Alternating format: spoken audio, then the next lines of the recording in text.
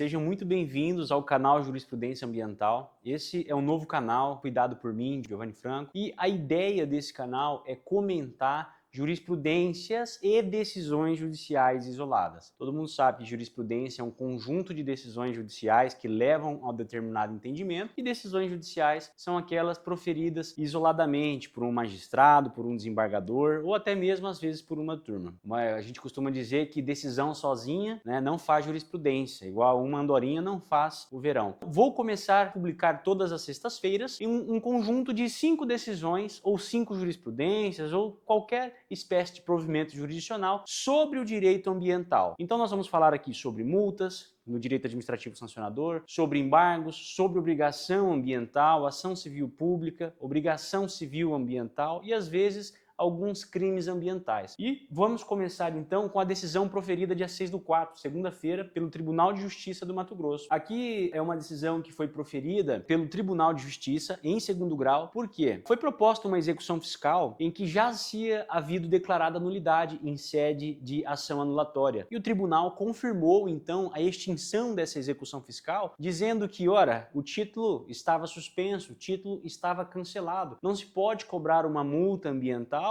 se ela já foi declarada nula, então com força de coisa julgada, não pode cobrar alguém que já anulou uma multa. Então, essa foi uma decisão proferida pelo Tribunal de Justiça, um acórdão, segunda-feira. Todas essas decisões que eu estou falando, elas estão no site giovannifranco.com.br, que é o site do nosso escritório, devidamente comentadas. E vamos para a decisão de terça-feira. Terça-feira, dia 7/4, o Tribunal de Justiça, em segundo grau, do Mato Grosso, soltou uma decisão muito importante dizendo que, por mais que o auto de infração tenha sido assinado por uma pessoa que não tenha competência para lavrar uma multa ambiental, caso o relatório de fiscalização tenha sido assinado por um analista competente para fiscalizar, isso seria perdoado, Ele aplicou um princípio que se chama pas de nullité sans grief, que é quando não houver prejuízo, não há nulidade. Mas é uma decisão muito preocupante, porque isso pode acabar mitigando outras nulidades formais, e a lei exige que o agente competente para realizar um ato administrativo é algo que não é passível de convalidação. Eu entendo que essa decisão foi um equívoco, apesar das excelentes decisões proferidas por este relator. É uma postura crítica que a gente tem aqui, é uma decisão muito preocupante. Quarta-feira, dia 8/4, o Tribunal de Justiça do Mato Grosso, em outra decisão preocupante também em segundo grau, essa foi em primeiro grau, na comarca de Sinop. Outra decisão que fala mais ou menos assim, sobre embargos ambientais, a pessoa suprimiu dentro do percentual permitido pela lei, mas sem autorização, e o Estado embargou. O juiz falou que foi correto esse embargo, mesmo que tenha sido dentro do percentual,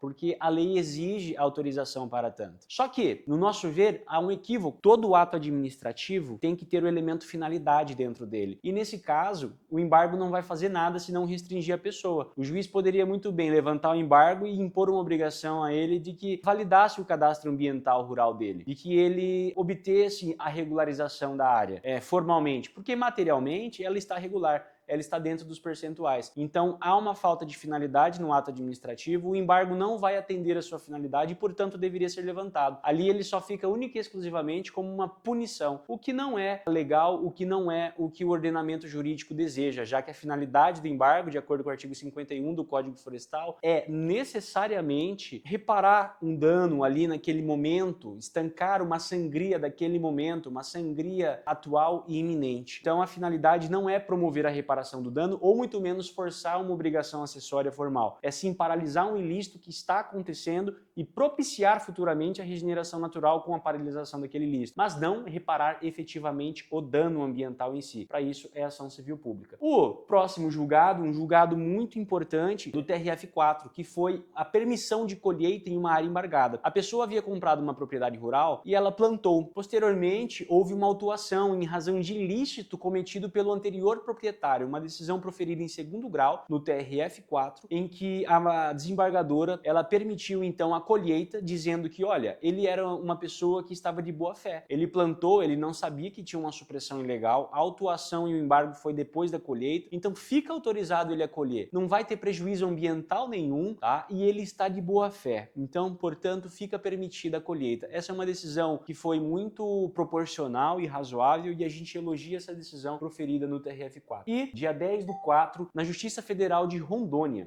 A Justiça Federal de Rondônia entendeu que a assinatura do termo de compromisso do PRA suspende as sanções independentemente da reposição florestal. Acertadamente, o magistrado, ele entendeu que regularização ambiental não tem nada a ver com obrigações acessórias. O IBAMA, por meio da Instrução Normativa 08 de 2024, colocou como requisito para suspender o embargo ambiental a comprovação da reposição florestal, seja em loco ou seja mediante pagamento. Só que isso não é um requisito para suspender embargo, nunca vai poder ser, porque é uma obrigação acessória. Por fim, decisão proferida, ela não é uma obrigação civil de reparar dano ambiental, e sim algo que o ordenamento criou para a gente manter o estoque florístico de madeira. Então não pode fazer confusão. Embargo é uma coisa e reposição florestal é outra coisa e reparação do dano é outra coisa. Então essas foram as decisões que eu achei relevantes dessa semana e eu espero vocês na próxima sexta-feira. Sigam aí o nosso canal, eu não sei como que funciona aí, ativa o sininho, dá like, compartilhem com os amigos, tá bom? E é isso. Um grande abraço a todos.